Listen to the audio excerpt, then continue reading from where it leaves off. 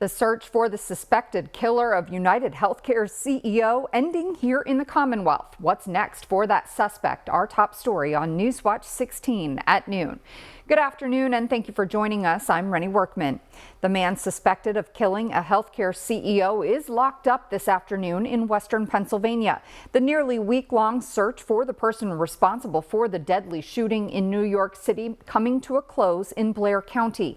Luigi Mangione faces charges for several crimes in both New York and Pennsylvania. And in just over an hour, extradition proceedings will begin. Newswatch 16's Scott Schaffer is live with the latest in Altoona. Hi, Scott. Good afternoon, Rennie. 26-year-old Luigi Mangione was to have spent last night in a Pennsylvania state correctional facility after his arrest yesterday here in Altoona. Today is the day the wheels of justice really start to turn. Now, Mangione, as we said, was arrested yesterday in Altoona.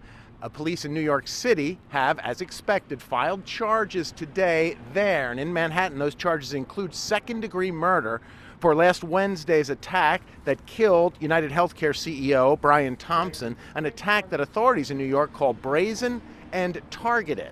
So what happens next with Mangione? Well, according to the DA here in Blair County, that's largely up to Mangione himself. Once the charging documents are filed in the state of New York, we will file a fugitive justice complaint against the defendant. He'll be brought before a common pleas judge shortly thereafter, and the defendant will be presented with the option to waive his extradition or to contest his extradition.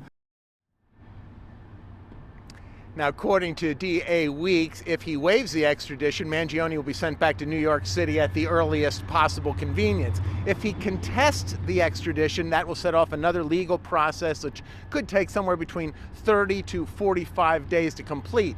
We're going to find out one way or the other because an extradition hearing is set for 1:30 this afternoon at the Blair County Courthouse in Hollidaysburg.